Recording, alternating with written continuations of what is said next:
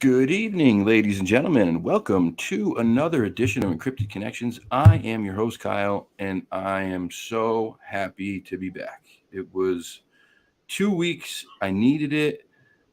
People warned me from the beginning, you're going to get worn out, you're going to get burnout. And I kept telling everybody, no, that's not me. I'll be fine. And they were right. I got burnt out. And so I took some time, and I'm back, and I'm so happy to be here. And not only am I happy to be here, I'm very excited about our guest tonight. This is a gentleman that I first saw on one of the very first Odyssey documentaries for Bigfoot Odyssey with Kerry, who we all love and adore so much here at Encrypted Connections. And it was one of my favorite episodes, and I kept saying to myself, I have to try to find this gentleman. I have to have him on the show. I really want to talk to him, and he's here tonight. From the Sasquatch team, ladies and gentlemen, this is Mr. Bill Tucker. How are you tonight, Bill? I'm great, Kyle. I appreciate you having me on tonight. No, I appreciate you being here, man. I really do. Real quick, let me just say hi to some people in the chat, because it's been 2 weeks, and I feel like I've been gone for a very long time. So hello, everybody. Hi, Hope, River, Linda, Miss Pat. How's the hair and the beard?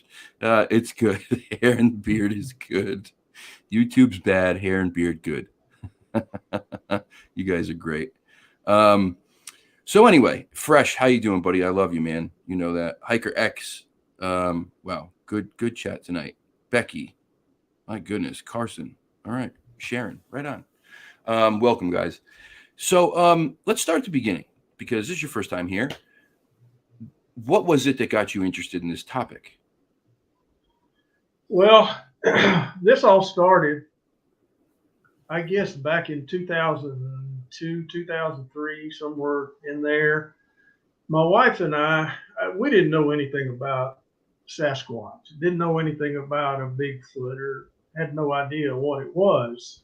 And my wife and I had a encounter. I had some property down in Callahan County here in Texas, which is, I guess, would be southeast of Abilene, Texas. Had some property down there. We had the property leased. It was a hunting property. And we were down there one weekend. I had our travel trailer down there, and we were the only person within 20 or 30 miles of this place. And in the middle of the night, my wife woke me up, and she said, "Do you smell that?" So when I finally got awake enough to understand what she was talking about, there was this foul odor that just permeated the trailer. It would almost make you sick. It was that bad. Mm. So I told her, "Yeah, I smell that. What is that?" And we had the window open right there by the bed. And we started hearing heavy footfalls outside the window. So we listened to that for a while, and it got quiet. All of a sudden, it just got quiet outside. So the next morning, I got up and went outside, and there was some footprints out there, some probably 15, 16-inch footprints out there that was in the dirt around where we had the campfire and all this. So we didn't think too much about it. Just kind of blew it off. I thought, who's out here in the middle of the night walking around barefoot, Yeah. So we forgot about it. A couple of years later, we had another property leased in that same area, and I had a series of game cameras set up kind of monitor the deer and what was coming into the feeders and that kind of thing. So I got up one morning, went down, got the SD cards out of the cameras, went back to the trailer, plugged them in the laptop, started looking at the pictures of the deer.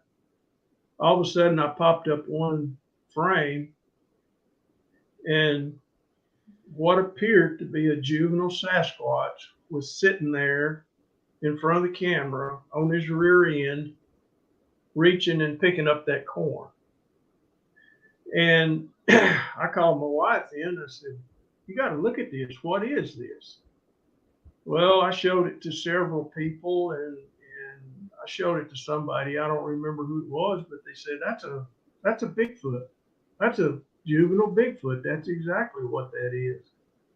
So that really got us interested in this phenomenon of Bigfoot.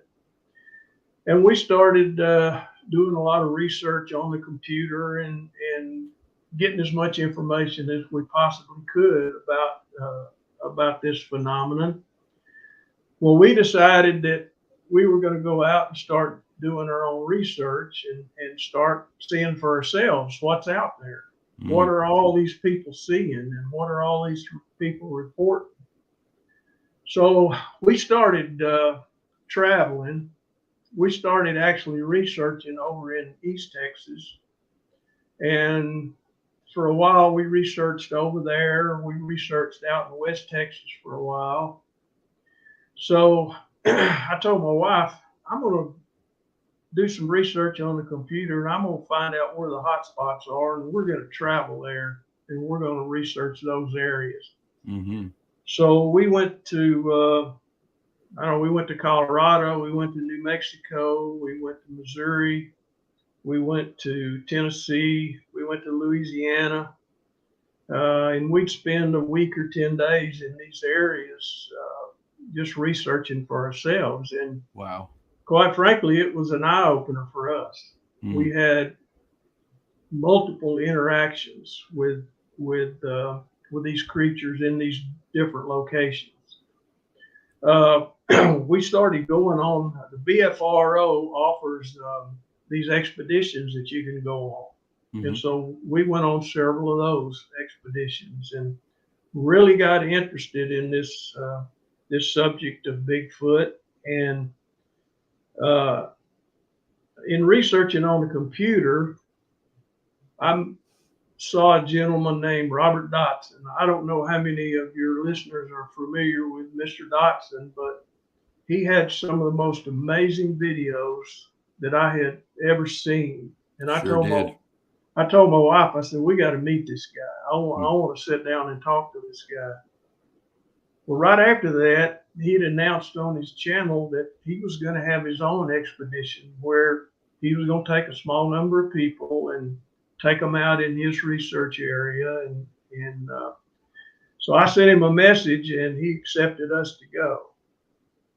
So we went down and met Mr. Dotson, and there was 10 or 12 other people there from all over the United States that had came and wanted to spend a weekend with him and just see what all he was seeing down there. So that was on a Friday when we got down there. When it started raining on Saturday, and it basically rained all weekend and rained us out. Well, we came back home, and a couple of days later, I get a message from Robert saying, "Hey, I hate you and Sheila got rained out. Why don't y'all come on back?" So we did. We went down the next weekend and spent the weekend with Robert and his research partner, Mr. Udale Head. And we spent a weekend down there, and I don't know, for some reason, Robert kind of took us under his wing and started mentoring us. And we went down every weekend we could get free. We'd go down and spend a weekend with him down there in his research area, which is the Ouachita National Forest there in southeastern Oklahoma. Yeah. It's 3.8 million acres. Yeah. It is a huge area, a huge national forest. So we started going down and researching with Robert and did that for, I guess, a couple of years. And we found out that Robert had a brain tumor and he passed away. Well, the last time we visited with Robert in the hospital, uh, he said, I want you and Sheila to take over my research area. I want y'all to continue my work and don't let it die. Continue what I'm doing down there. So we did. We started researching only in that area in southeastern Oklahoma, and we've just had some amazing results down there. It's been really fantastic. But that's really how this all got started with us, and kind of how we move forward with our research. Yeah, that picture from that trail cam is a very famous picture. I mean, if you're part of the Bigfoot community, you've seen this picture before. And one of the things I had a discussion with somebody about that not too long ago. Actually, we were comparing a whole bunch of videos and talking about what our favorite pictures and videos were, and in my eyes, there's just no debate. And I know people tried to debate that. There's no debate. This is not a bear. The limbs on that thing are long. They're lanky, and it's clearly sitting. It's almost folded in half, reaching out for that corn. It's an amazing picture. If you guys have never seen this picture, we'll show it a little later in the show, but you'll know it when you see it. It's incredible. And Mr. Robert Dodson, I told everybody, I'm sure that a lot of people know who he is. If you don't know who Mr. Robert Dodson is, I highly suggest you take the time to go look him up. He's a legend in the Bigfoot community, an amazing researcher and investigator. And like Bill said, he's had some of the most incredible videos that I've ever seen. And I probably haven't seen what you've seen. No, Robert had, I don't know how many videos he had posted on his channel, well over 300 videos. And, his channel was hacked about a year before he passed away. And they actually stole a lot of his videos. And, for posterity's sake, I wish we had some of them back. And there is a channel out there that's called the Robert Dodson Legacy Channel that some people started and has some of his videos that they were able to save.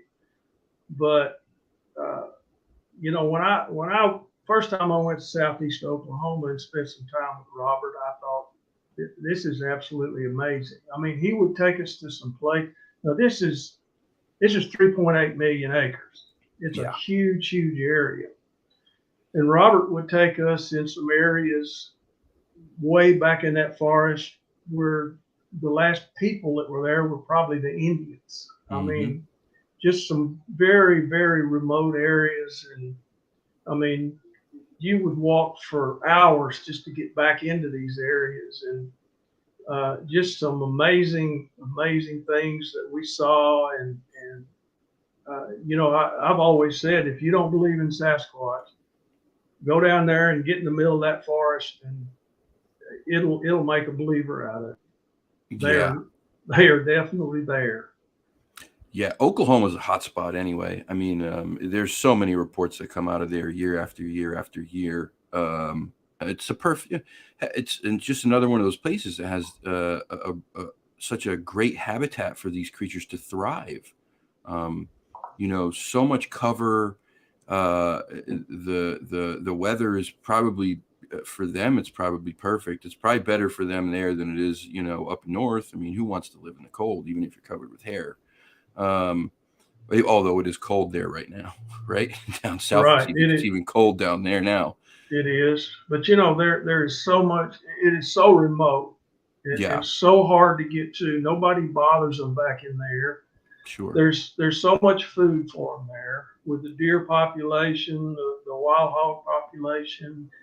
There's so much water there. There's multiple rivers and creeks that run through that forest. And there's everything there they need. So there's no reason for them not to be there. Right. You know what? This is where I say that there has to be a part of them that sometimes they, not that they want to be found, but I think there's that part of them that's so curious, because if they wanted to, they could remain invisible in that forest. 3 million acres is so big and so vast. And if you've ever had any interaction with these creatures, you know what they can do physically. They are superior on every level. I mean, they're like superheroes, what they can do physically. So if they wanted to, they know you're coming. They can just, they're gone, disappear. You never see them, you never hear them. But that's not what happens. I've always said, if you see a Sasquatch, it was because they wanted you to see them. 100%. Absolutely. And we've had 3 visual sightings down there. And all 3 instances, I felt like they wanted us to know we were there. Mm-hmm. So we were able to see them. Yeah. Ever how brief that it might be, they wanted us to know we were there, and they wanted us to see them. And I'm sorry, go ahead. No, you go ahead. Go ahead, finish. I was just going to say, Robert had so many visual sightings down there that it was just incredible, the amount. But, you know, he had a clan down there that he had named them all. He knew them by name. There was Big Red, and there was Blondie, and there was Creekfoot, and there was Shadow. Shadow was that little junior Sasquatch that he photographed that was sitting in the bushes that you referred to earlier. Yeah. But I mean, he was so aware of them and knew them so well, where they hang out, where they stayed most of the time. He had them all named. So cool. That's so cool. You're right. If you ever have the what's the word I'm looking for? What's on the tip of my tongue right now? The privilege of having a sighting, of seeing one. It's because they want you to. There's no reason why they could not remain completely invisible to every one of us if they wanted to. But there's that intrigue, I think, that they have, that interest in us, just like we have with them. And for me, I believe it comes from the lineage that we share, that gives them that ability to think differently than just another animal in the forest, which is so one of the things that makes it so amazing, this topic, is it's not like going out and looking for a deer. This is something on such a different level. They think like you think. And so if you're making moves, they're making moves. If you're watching them, or you think you're watching them, you can bet that there's probably 10 of them watching you. And you're never going to get in or out without every one of them knowing that you're there, before you even get there. As soon as you pull up. We found out real quick that there's never one. There's always multiple there. There's never just one. There's always at least 2 or 3 in that area. If you do happen to see one, that's not the only one. Right. And how many was in that clan? Did he have a number? There was about 8 in that clan that he did most of his research on.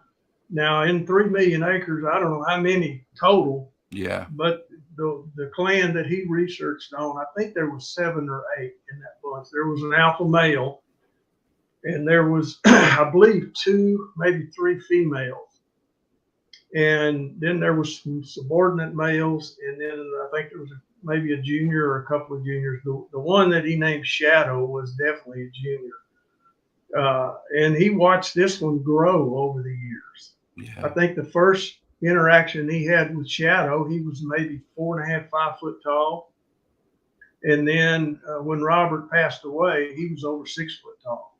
Wow. And that was in a couple of years. That's so cool. There was one, was it the 12-footer? Yeah. Yeah, that's monster. That's the one he named Creekfoot. That was the alpha male. And that is gigantic. He was huge. Robert had filmed him on one occasion. Him and Udell just by luck happened to catch him on film. And we went back down there and measured the tree that he was standing beside.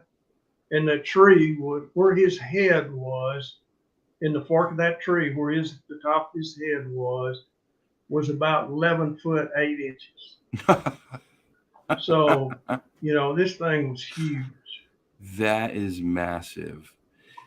I talk about this often because I think for a lot of people, when you're in this community and you hear these kind of sizes over and over again, 8 to 10 foot, 8 to 10 foot, 8 or 9 foot, I think people tend to overlook just how big that really is. When you think about I'm 6'3", I'm a pretty big guy, right? A basketball player, the centers go 7 foot, 7'2". That's a monster. That's a very tall man. Yeah. And they're maybe 300 pounds at the most. 8 foot, 9 foot, 10 foot. I mean, this is giant size. And so when you're talking 11 foot 8, this is like, that is taller than a basketball hoop. It is right? Monstrous, yes. Yeah. So stand under a basketball hoop and look up. That's 10 foot. Add another 2 feet to that, and that's the size that this creek foot was. I mean, that is insane. Most people will say, how in the world can an animal that's that size walk around in the woods and people don't ever see it? They just can't believe that an 11 foot or 12 foot animal walking around out there. You ought to just be able to walk out there and see it all the time. But as you referenced earlier, these I don't want to call them animals. No. These beings are so elusive. You just cannot believe how elusive they are. But people just say, a 12-foot animal walking around out there, you ought to be able to walk out there and see it any time. But that is absolutely not the case.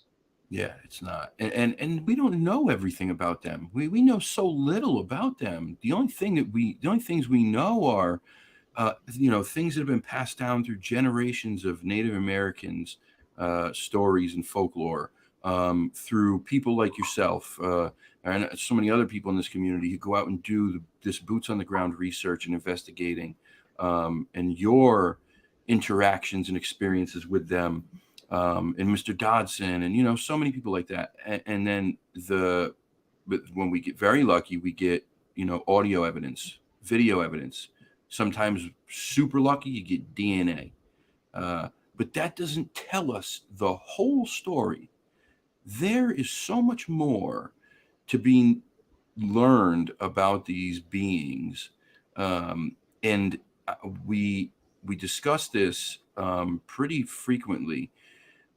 What is it going to take to really be able to figure out what the full story is behind them, in your opinion?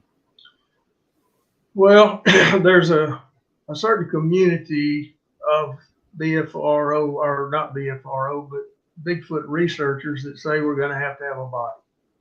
That's the only way that science is going to acknowledge that they exist, is to have a body and be able to dissect it and learn as much as we can about it. I feel like we need to, I don't necessarily believe in that. I don't believe in killing one just for the sake of research. I think we just need more boots on the ground. We need more people out in the field with the technology that we have today. And as the technology is growing, we have the opportunity, if we had good, solid researchers out in the field that spend enough time, and I'm not talking about going in the field once a month, maybe one Saturday a month. You've got to spend the time out there. I think that's probably the only way, without taking one's life, that's the only way we're going to learn as much as we can about these animals. We have some researchers out there that say they're experts in the field. There are no experts in the field of Bigfoot. We know very, very little about these beings. when I first started, I didn't know anything. I didn't know what a Bigfoot was. But over the years, and we've been doing this about 15 years, Yeah. over the years, we have learned so much by being in the field and interacting with these animals or these beings. I hate to call them animals. They're not animals. I don't think they are. No. But Mr. Dotson stayed with them 365 days a year. He researched every day, year round.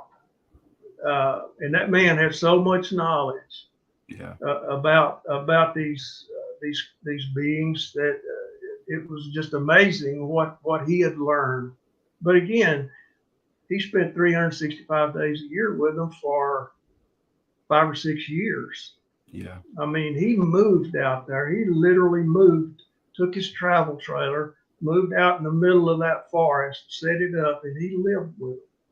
Yeah. Year round. Researched every day. He was out with them every day. And that's when you put that time in, it's natural that you're going to get return on that investment, right? The problem is since the scientific community doesn't buy into this, and the federal government probably knows, and they continue to just deny. It's difficult because this becomes a something that every one of us has to fund ourselves. So if you go out in the field, this is coming out of your pocket. It's your money, and it's not cheap. This is not a cheap hobby. This is travel time. This is wear and tear on your vehicle. This is camera equipment that fails and breaks and needs to be fixed, or you need to buy new stuff. And as it gets better, you need to buy new stuff and upgrade, and you know the deal. And I think until there is the scientific community gets behind this to the point that they're giving grants like they do for every other organization out there to go hunt the Bengal tiger or the pileated woodpecker or whatever it is, I think it's just going to be very difficult. I think you're just going to continue to run into the same problems, is that most people are not going to have the funding to do it and do it the way that it needs to be done.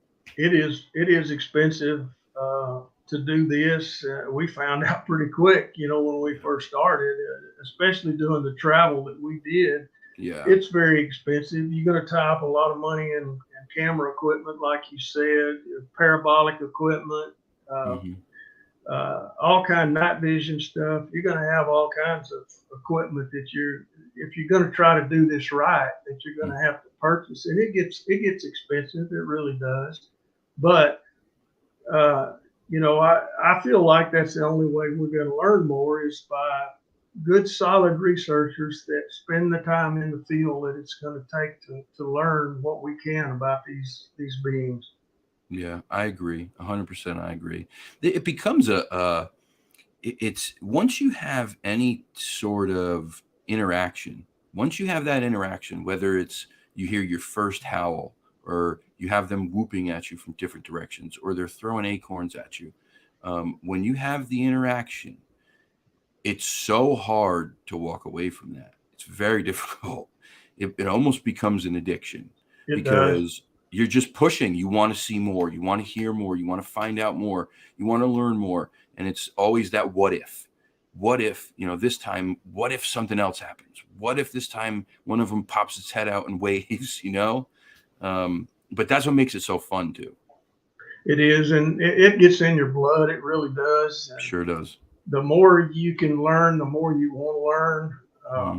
You want to spend as much time as you can out there. And we've been fortunate enough that we could spend that time out there and do those things that we needed to do. But it gets in your blood. And when you go out and spend a week out doing research, you hate to leave, because you feel like, I'm getting so close. I'm getting so close. If I just had one more day or 2 more days to spend in the field, I think I could really get something done.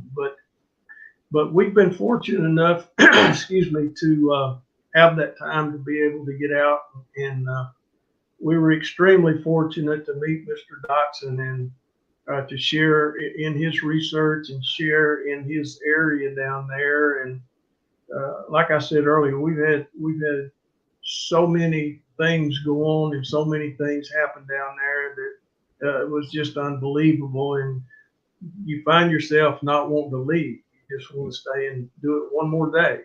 Yeah. Especially in such a special area like that.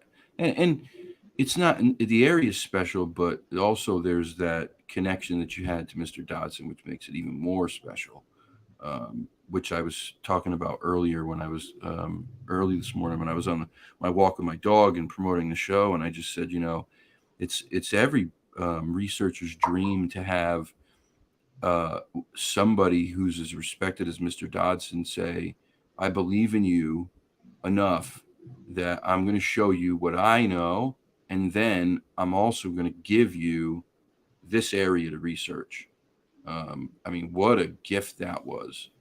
It was amazing. I felt so honored to Sure. to be able to do that, and it was certainly a blow to us and the Bigfoot community when he passed away. It was quite Sad a day. blow. It Yep, was a sad sad day. I did a video right after it happened, and I think the title was something like "Today's a Sad Day in the Bigfoot Community," and it was. Yep, It really was. absolutely. So let's talk about. Can you tell us a little bit about that? You said you had 3 sightings.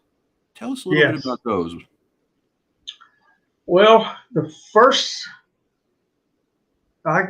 sighting we had down there, we had taken our four-wheelers and went, I don't know, 5 or 6 miles down in the forest, down an old logging road, and we had parked the four-wheelers and had went off in an area that Robert called a swamp.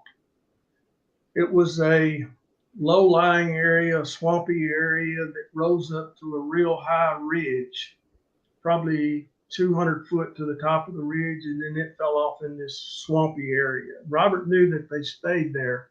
They hung out in that area a lot.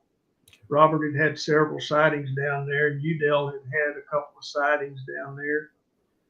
But we had spent most of the afternoon making rounds up into the swamp, and we had come back to the four-wheelers, and we were all standing there talking about what we were going to do for the rest of the afternoon. We were going to go to another area, or we were just going to go back to camp. Well, Udell looked up on top of the ridge, and he said, "Do you see what I see standing up on top of that ridge?"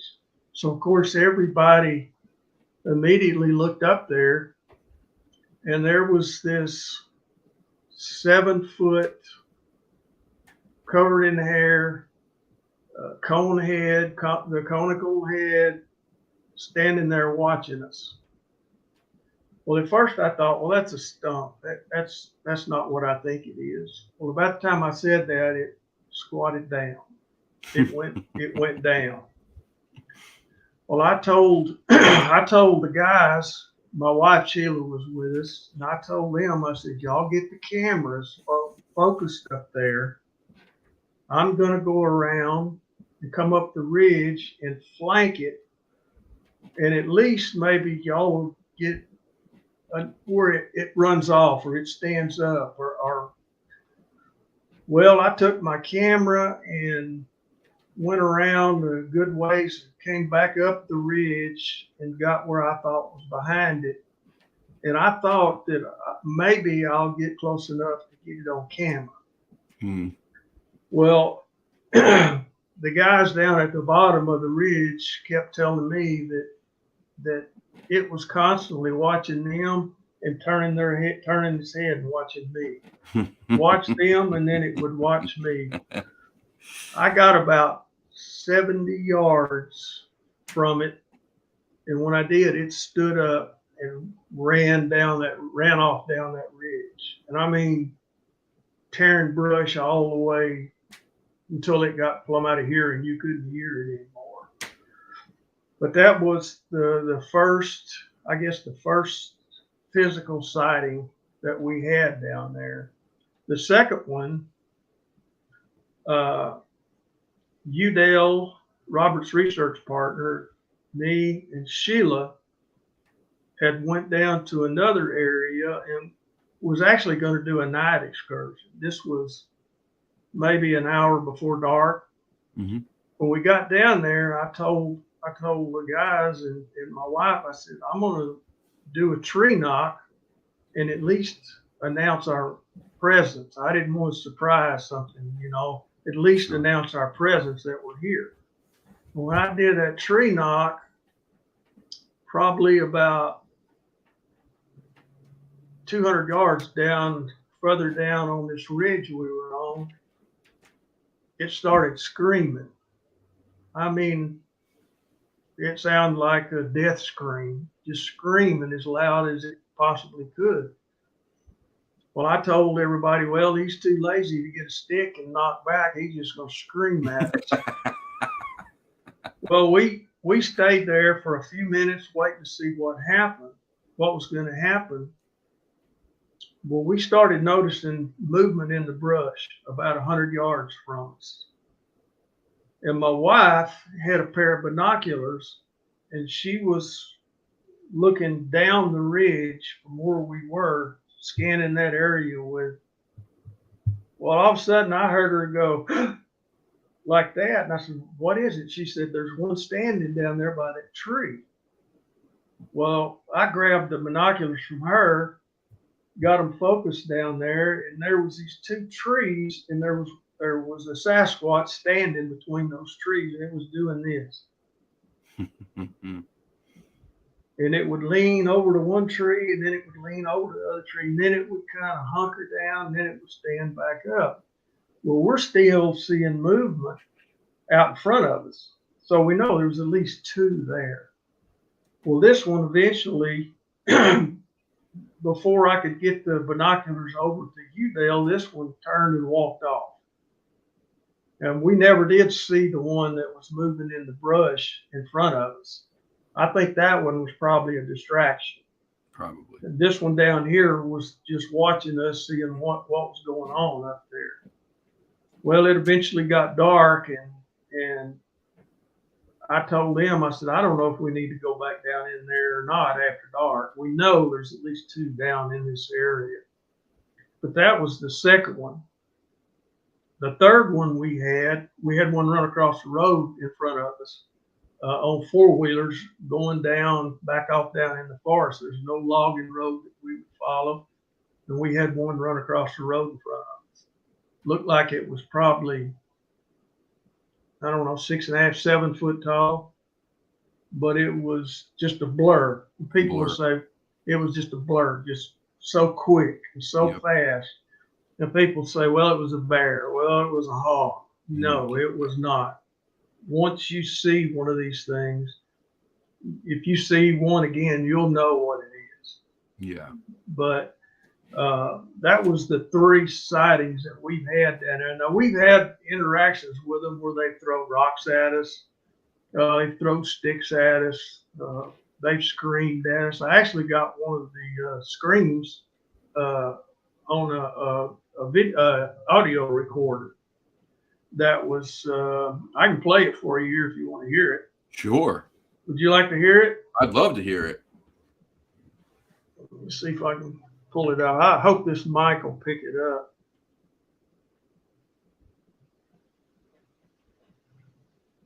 I think maybe you can hear this. I think I got the volume turned up.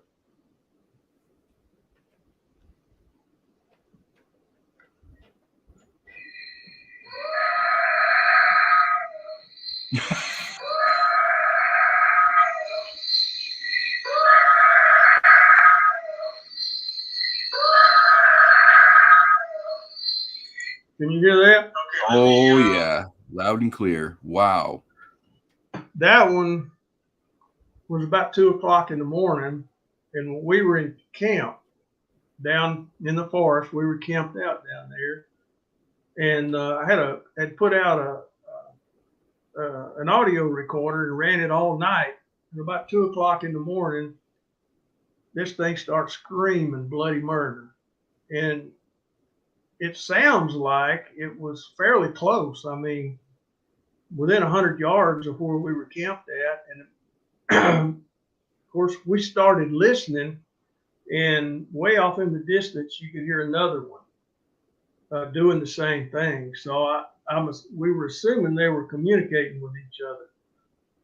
But we've had those type screams multiple times where they just, especially at night when we were down in the forest doing a night excursion, one will start screaming like that.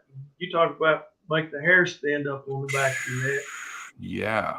When that thing starts screaming at you like that. But, you know, rock throwing and stick throwing, the bluff charges, the growls, the screams like that. We've had that just multiple times down in that area down there. Them bluff charges don't scare you? They do. They literally scare you half to death. But yeah, we've had them come running through the brush like they're running right at you, and they'll get 40 or 50 yards from you and just stop. And Udale, Mr. Dotson's research partner, was down there with us one day, and he was a couple of 100 yards from us down there. He came back up there, and he had a bluff charge at him. I mean, you know, white as a sheet, and, had a bluff charge at him, and then one started throwing rocks at him, telling him, "You need to get out of here. You've been here long enough." Sure. But yeah, it'll get your attention real quick. Yeah, Will. I have not experienced any bluff charges so far, thank God, because I'm alone. I don't have anyone here who researches with me, which is partly why I don't go out at night, because I just won't go by myself. It's just not, it's not really a smart idea. But night excursions are a whole different animal. Whole different animal, yeah. Whole different animal altogether. You're out there and you can't see. Yeah. And that's their time. Yeah, oh yeah, yeah. And you know, every little sound in the forest at night, you think, well, is that one, or am I getting too close to one? Or it's a whole different animal out there at night. Yeah, and I don't have the stones to do it on my own. Plus, I think it'd probably be pretty stupid. Yeah, I don't think I would probably not do it at night. I've always had a research partner. You know, there's somebody that you back up more or less. Sure. Yeah. So I don't think I would do it by myself. But the night, you're right. The night is different. It's not only is it their time because they feel safer. You know, they know that they have the upper hand then. They can see way better than us. They can hear better than us. And they probably know that we can't see them. I'm sure they know. Somehow, I mean, I don't know how, but I just would imagine that they have some kind of idea that we're not as adept at being out there as they are. And because of that, they can move in so quietly, so stealthily, and so close. Oh, yeah. You hear stories all the time. People go camping. It's almost, to me, it's like, it's almost one of the best research techniques there is. Go camping, get a tent, light a fire, play some music, cook some food, and then just lay in your tent, because you hear story after story after story of these things coming in, and they'll go through your bag. They'll, mess with the grill. They'll play with your food. And then you hear the other stories where they're trying to unzip people's tents, stick their hands in and sticking their face up against it. It's like one of the best research techniques there is, I guess. Yeah, it is. And there's been multiple stories about people that weren't researching, just going out camping and sitting around the campfire or cooking some food or just talking, having a big time. And then all of a sudden rocks start coming into camp, or sticks start flying through the camp. And that is a good research technique. It is. Just go sit in the woods and just go have a good time camping. And more than likely, if you're in an area where they are, you're going to have some interaction. Sure, yeah. Flat Rock says that's what made Robert Dodson so special. He wouldn't worry about a bluff charge. Robert did the charging. He did. He did. If you ever seen that video where he charged that one and it got behind him, I don't know if you've seen that video or not. No, I've never seen that. Oh, it's amazing. He spotted it. It was at night, and he spotted it with the eye shine. 6-7 foot eye shine up. And he decided he was just going to charge it. Well, he did, and when he got down there where it was, of course it was gone.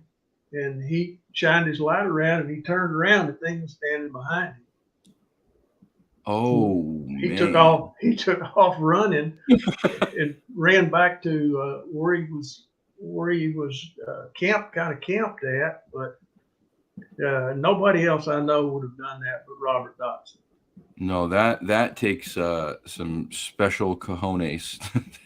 The nerve to charge a Sasquatch in its environment. That's crazy. Right before he charged it, he said something like, "Don't do this at home. Y'all don't do this." But he went ahead and did it. Man, it's crazy because I'm familiar with him. I've never seen that video, and I'm really kind of disappointed that I haven't. But he really was such a he was different. He was just different. He didn't have that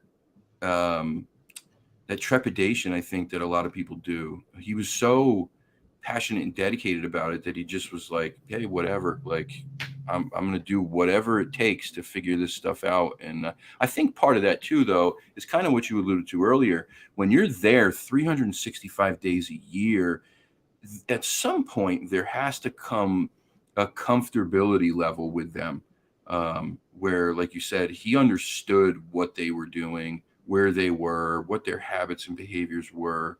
And man, just to be fortunate enough to be able to do that all year long for however many years it was, the stuff you learn, God, I can't even imagine.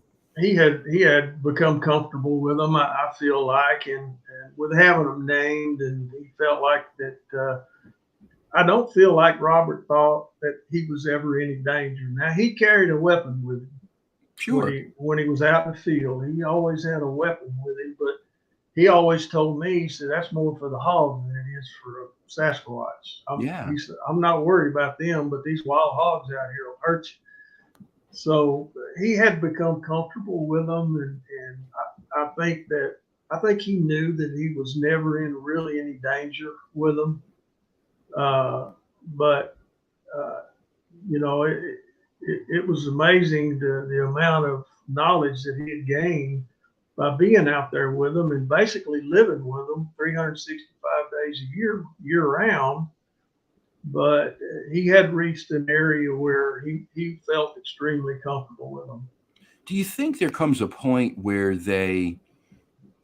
after a certain amount of time, they almost, not that they accept you as part of their clan, but they accept you that, okay, we understand that this person, this hairless monkey is coming in here day after day, week after week.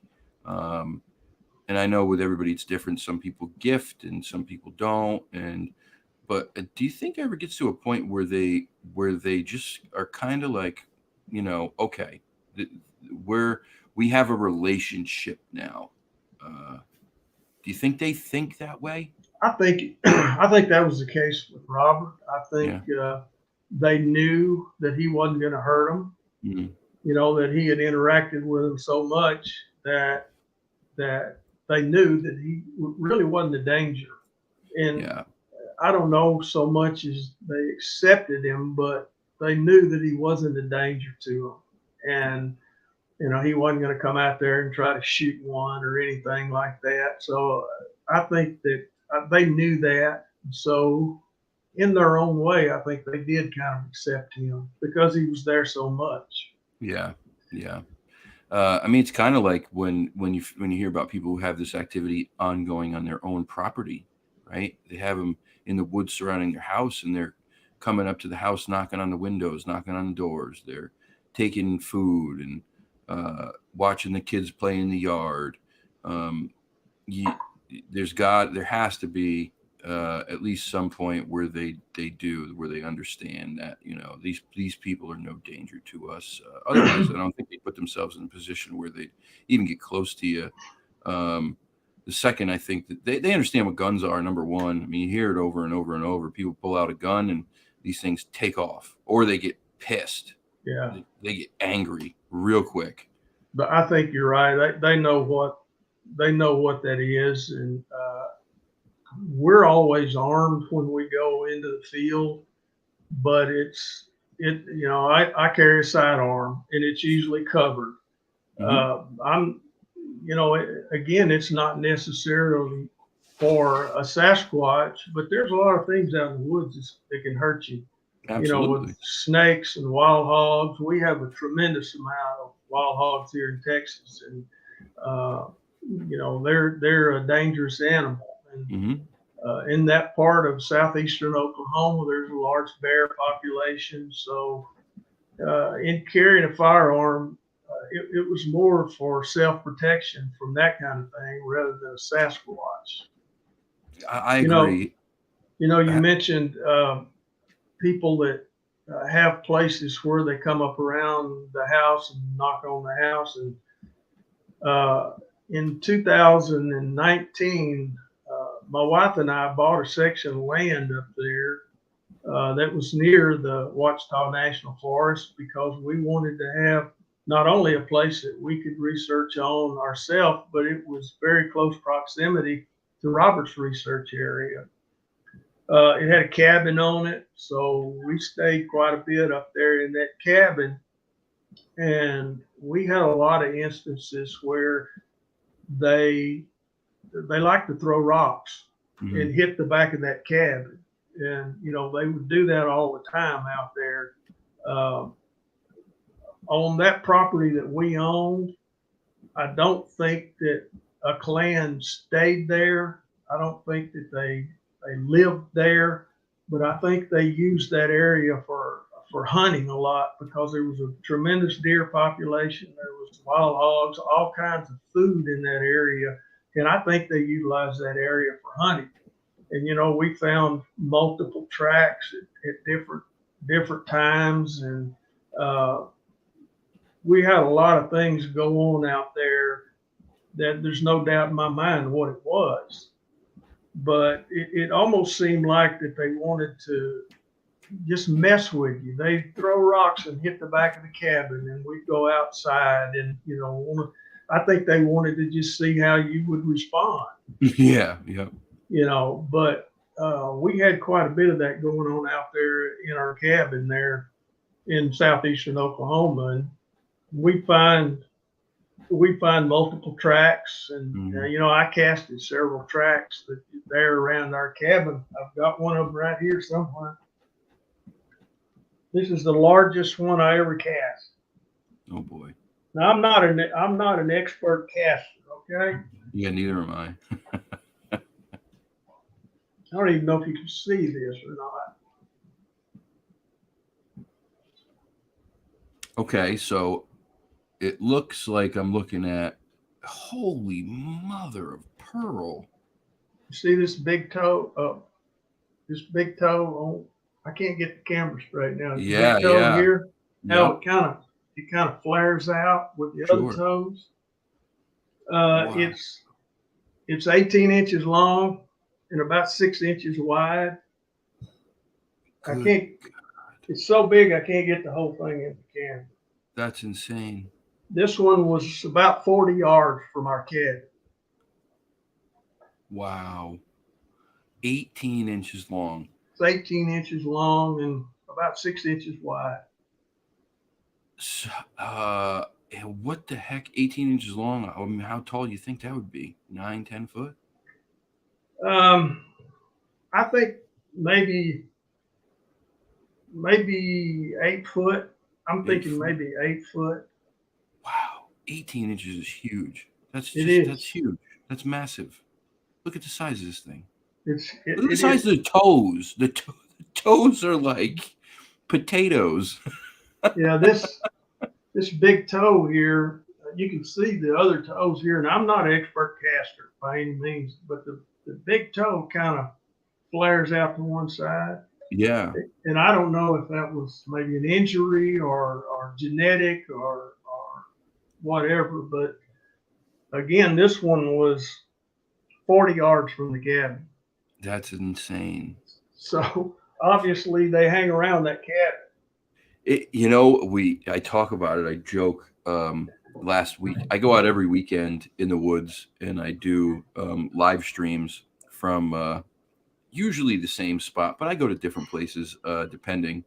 Um, but I've been going to the state forest every weekend, and over the last few weekends, it's been pretty active. Like they've been mimicking my whistles and knocking back and forth, drumming on the trees, and a couple times got stuff thrown, and it cracks me up. People walk through there. They're walking through with their dogs. They're on their bikes, and they have no idea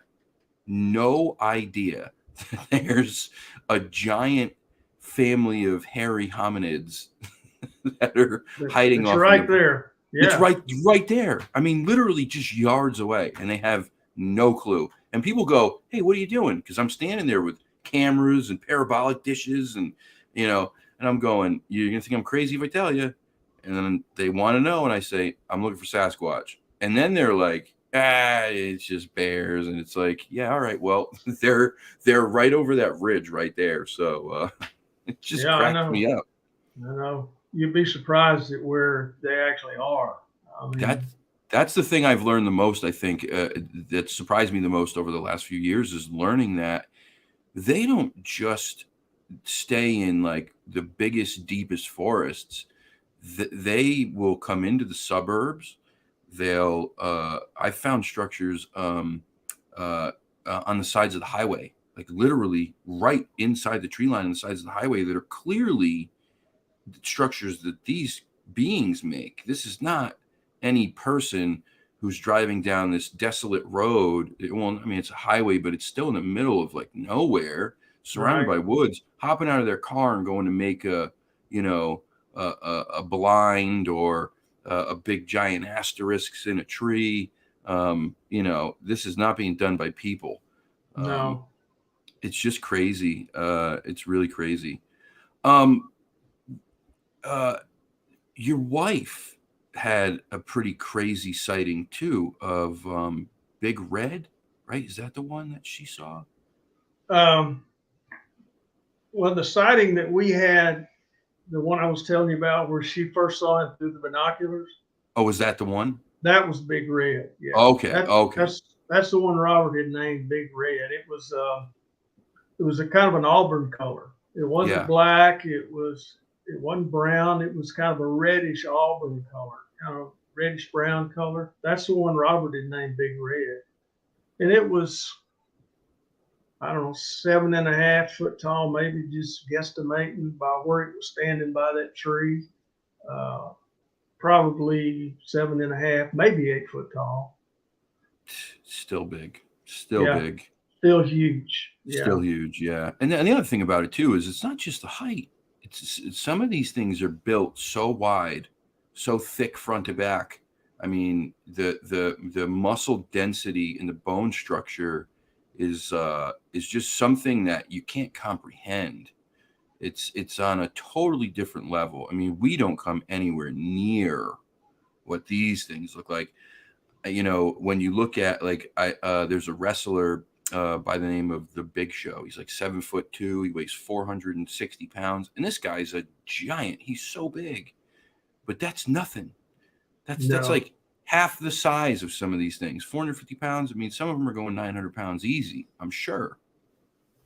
you talk about their strength. We've had situations where we've been down there in the forest and we know that we're close to one. They've screamed at us, or they've growled real loud, and all of a sudden you hear this crack and the Mm, tree goes down. Later you go down there and it's a tree about this big in diameter that's just been twisted Yep. and broke off. And can you imagine how much power that takes to do that? I think, No, their strength is just unbelievable, how strong they are. there was I watched a video not too long ago, and it was a scientist talking about how a silverback gorilla's strength is literally immeasurable. Okay, if a silverback gorilla's strength is immeasurable, then now add on however many pounds more. I don't know what a silverback weighs, 300 pounds, something like Yeah, that. probably 300, maybe Yeah, 400 pounds. maybe 400. So double that at least. Add another 6 feet to it because they're not that tall. Mm-hmm. 5 feet to it, whatever. I mean, and it still is baffling though, because like you said, a tree that big around, man, go out in the forest and try to take a tree this big and twist it and see what you can't do it. You just can't do No, it. no, not with the strength we have. No. No, no. And I see trees constantly. This is something I was talking about not too long ago. There's a portion of this forest that I go to that I can't get to now because soon as fall hits, which I think is a little bit weird, soon as fall hits, there's trail roads that go all through this state forest, right? They run through the middle, the outer perimeters, and all through this thing, so that you can get wherever you want. But when the fall hits, they close every gate to get to these roads. If you're part of the Bigfoot community, most people would say that the fall is the busiest time of the year, the most active time of the year for these beings.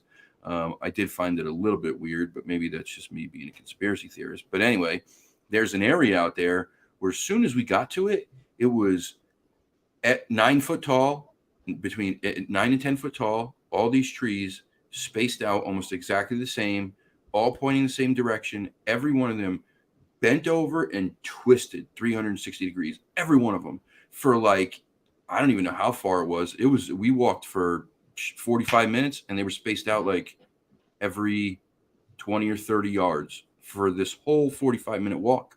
I mean, it was crazy. And I'm looking at them going, God, whatever did this could literally, if it wanted to, just rip me into pieces like a piece Oh of yeah, paper. Nothing. yeah, no No problem. problem. No problem.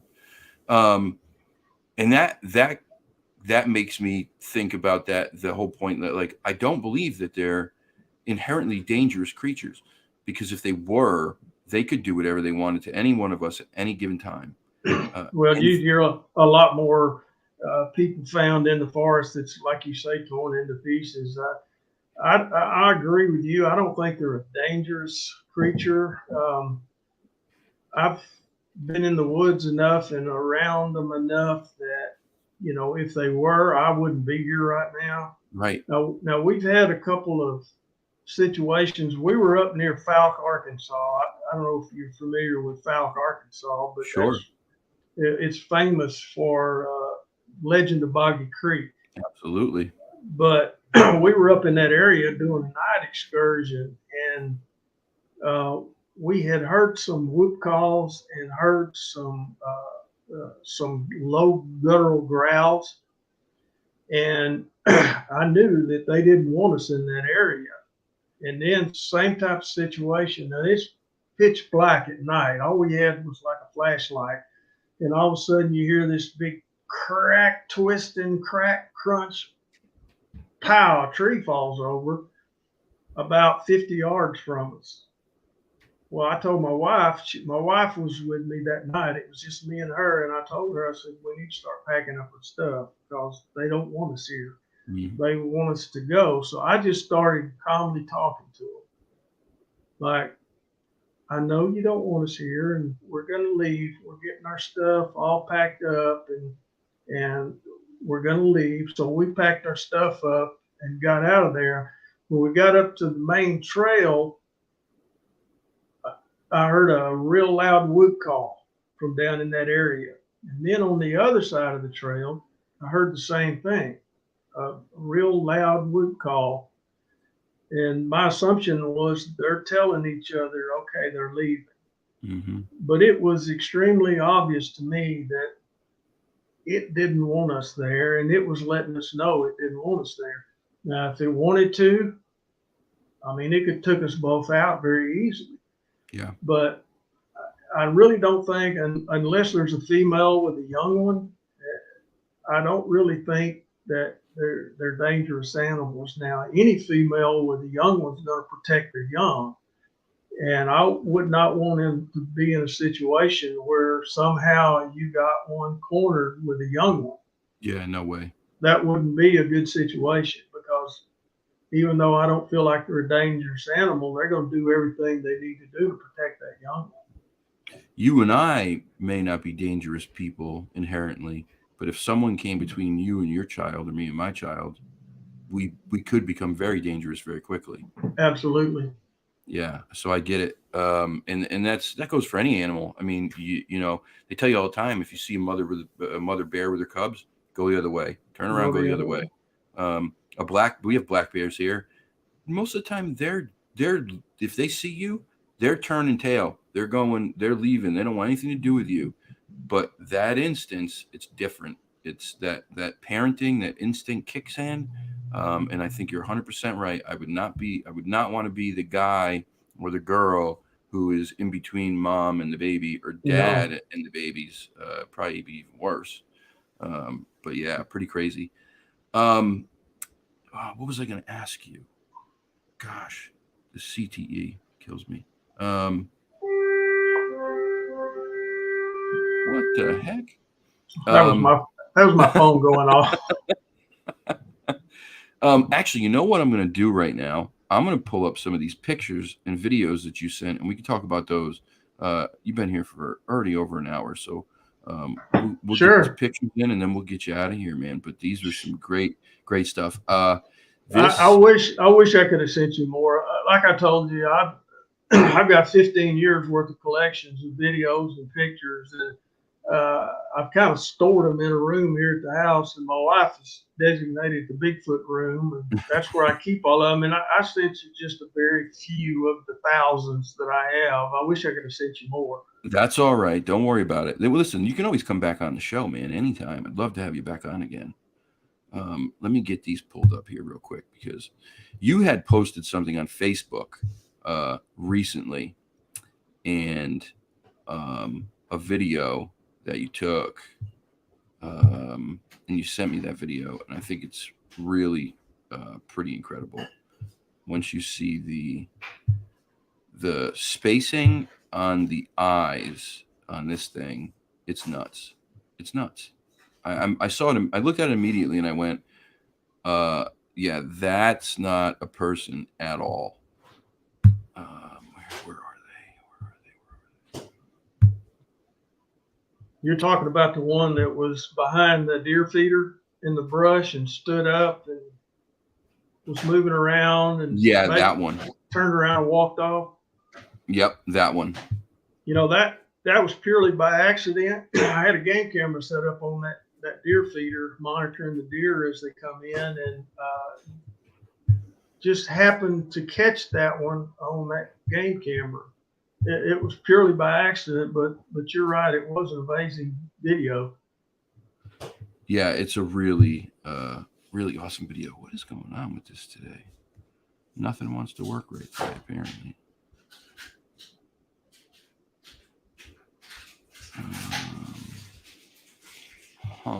What is the problem? What is the problem?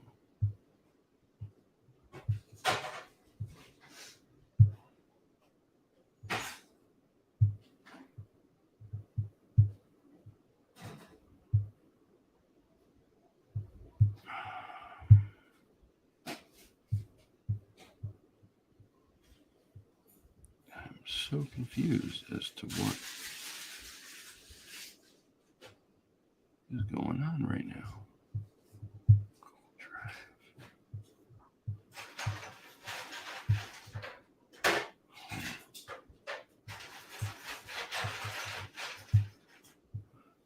Apparently this is not working, and I don't know why.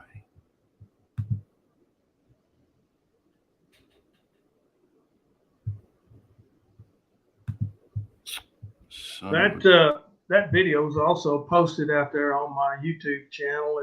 If you can't get it pulled up, anybody can go to my YouTube channel and see that video. Damn, I think it's entitled "Eyes in the Dark," or I think it's "Eyes in the Dark" or something like that. But yeah, it's amazing. I don't know why this is not working. It's not. It was telling me to download, and it's not letting me even play it out of my download folder. What's going on tonight? It's one of those nights, man. Never have problems like this. I've been out for 2 weeks not doing shows, and then I come back, and this is what happens. Just the way it goes. Technology, huh? I'm not a tech guy either, man. I learned all this stuff kind of on the fly after I started the show, and I'm still learning. All right, so let's do this then. Let's see, because I believe the pictures weren't an issue. All right, so we got pictures. Let's see these pictures. Oh, God, these faces. These faces are creepy, man. These faces are creepy.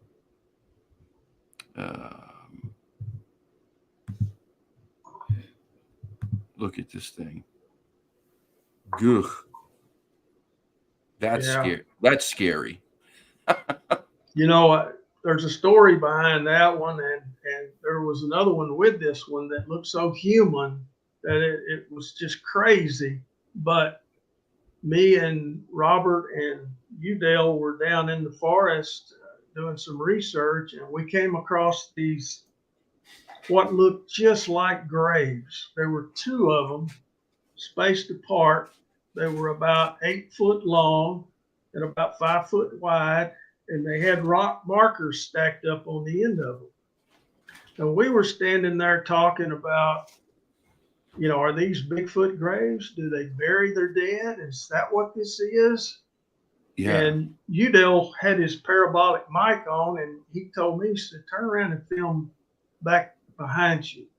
So I turned around and started filming behind me, and I caught these two images, probably 60, 70 yards behind us in the brush. This one, and then there's another one that looks really human. Yeah, I'm going to pull that one up next.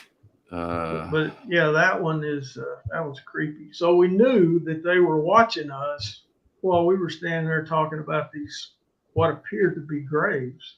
You know, that's the one that looks so human. You know, we found out down in that area that I don't know if it's a generic trait or what it is, but they have really human attributes. The faces almost look human on some of them. This looks human to me. It looks creepily human. Yeah. It's not a very wide nose. It's got kind of a long bridge. Obviously, you can see that the eyes are very deep set because it has that big dark circles where the eyes are. But right. Otherwise, that looks like a human face. Even the color of it. It's almost white looking or gray. Yeah. It's but really. You can see below that. You can see the black down there. That's hair, even either on the body or the arm. I'm not sure. And that is not a pointed ear there. That's actually a leaf. It looks like it has a pointed ear, but it's not. Like an elf ear almost. Yeah, but that's a leaf that's there. After I blew that, I thought, man, this thing's got a pointed ear, but I actually blew it up further, and you could tell that's a leaf. It's so creepy, man. That's so creepy. I don't know that I feel like seeing one that looks this human, it's even scarier to me. I mean, not scary, but it's creepy. It's creepy. It's just very shocking because then it's like, you know, you really have to question how closely related could we be to these? Exactly. I mean, looking at that picture, that could be my cousin. We have some sketchy genetics in my family. Oh, this is a big one. Look at this, the size of this thing. Yeah, that's a footprint. There were 6 footprints that was with this. That was down on the property that we own there in southeastern Oklahoma. But there were 6 footprints that came off the hill, and we think it was running. It had rained the night before, so the ground was real soft, Yeah. and there was a bunch of turkey feathers that followed where those footprints were. And we feel like it either was chasing a turkey or it had a turkey under its arm running with it. But Oh, wow. I mean, it takes some weight. I pushed down as hard as I could with my foot. I couldn't make an indentation like that. No. So it took some weight to do that.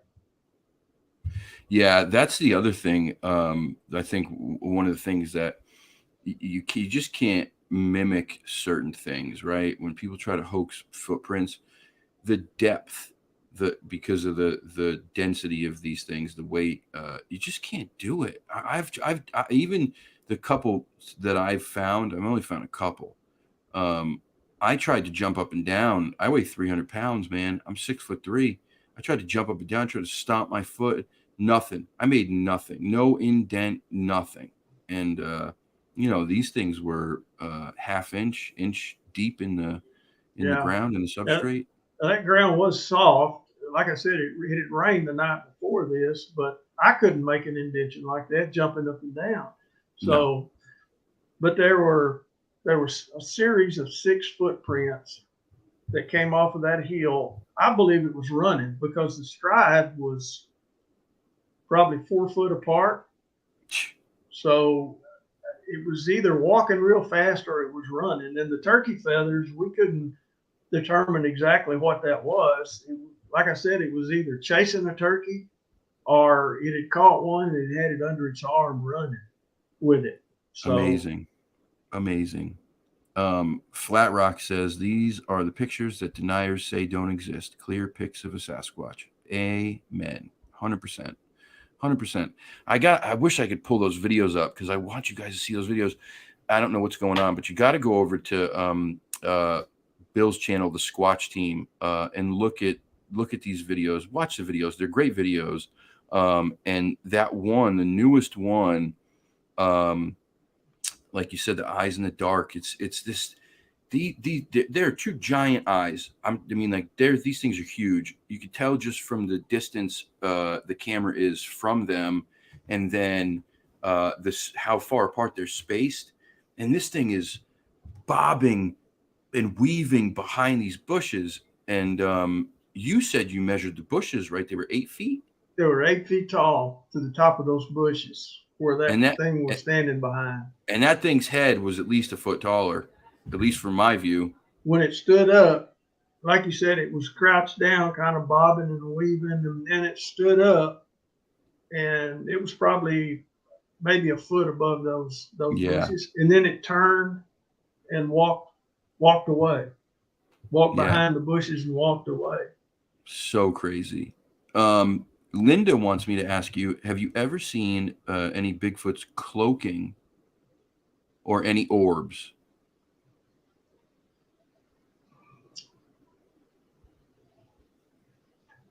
I have never personally witnessed one cloaking. I know there's people out there that have witnessed that and have seen that, but I've never seen one just disappear. The ones that I've seen have turned and walked away or ran away, but I've never seen one just disappear. As far as orbs, we did have a situation when we were in Kentucky. We were there with some more people doing an expedition at night, and we kept seeing this light in the forest. And there was nobody there with a flashlight or nothing like that, but that light kept following us. And when we got back to where we had parked the truck, there was a guy there, and he asked us, was one of y'all following up behind with a flashlight? He said, I kept seeing this light following y'all, and just all of a sudden it disappeared. So, was that an orb? I don't know. All I know is we kept seeing this light behind us that seemed to be following us through the woods. I don't know, but that's the only experience I can remember with a light or an orb or anything like that. Now, let me ask you, because I personally, in this research area that I'm in, um, I've seen them, but it's hard because I know that this area is also considered very haunted. There are many different things that have happened there, very violent things. There was a Native American woman who was brutally murdered on this land many years ago, and you can hear her singing. I've heard it. It's the craziest thing. This like chanting and but I've seen them. These orbs, different sizes, shapes. The thing that I've seen that really weirds me out, the light, it's not ambient light. It doesn't light up anything around it. It's like it's trapped inside this thing. Like it's encapsulated in it. You can see it shining. It's bright, but when it passes by trees or leaves, it doesn't light them up.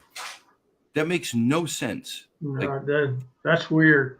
breaks every physical law that there is. It does. That's not what you saw, though.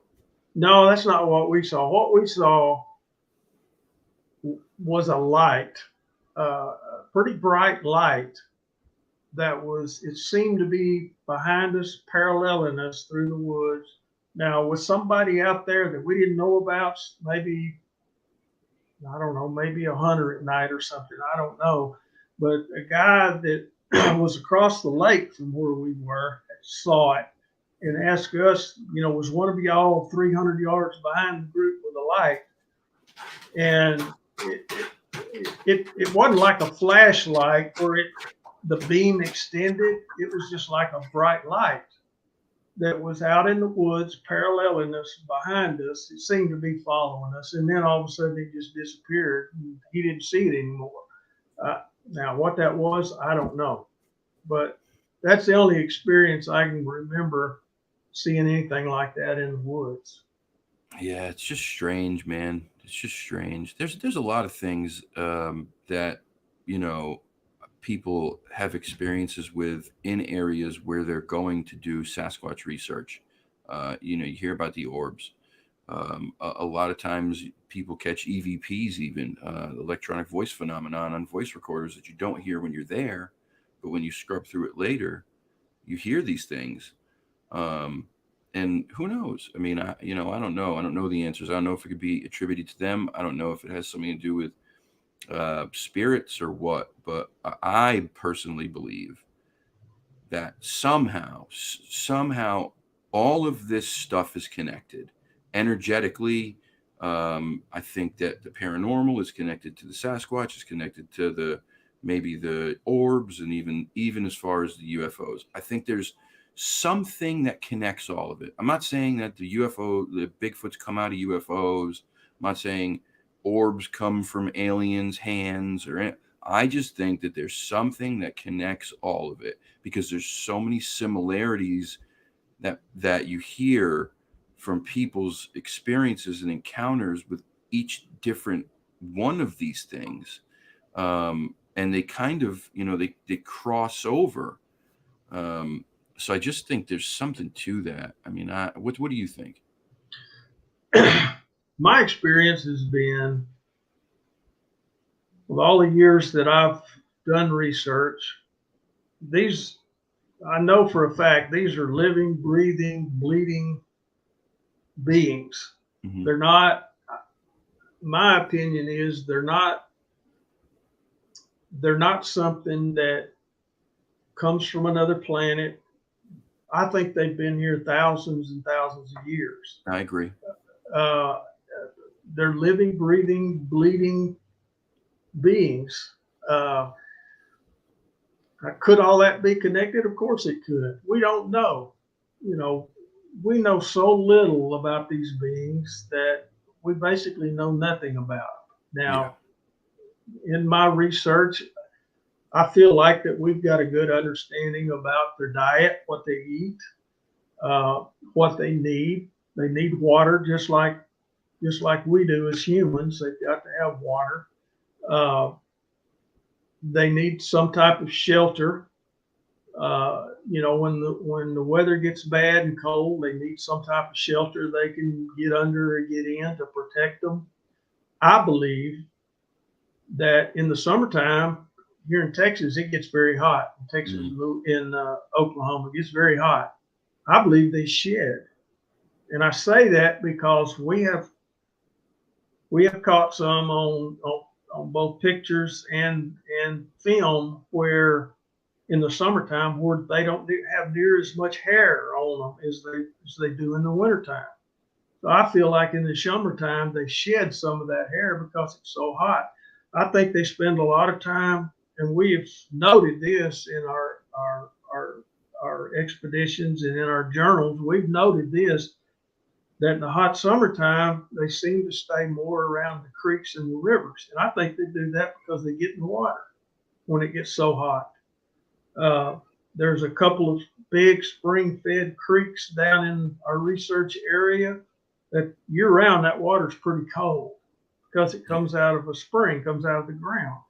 I think they hang around there during the summertime because they like to get in that water because it does get so hot. So all of these things you mentioned, they could be connected. We don't know. You know, we're still trying to answer all those questions, but I think they're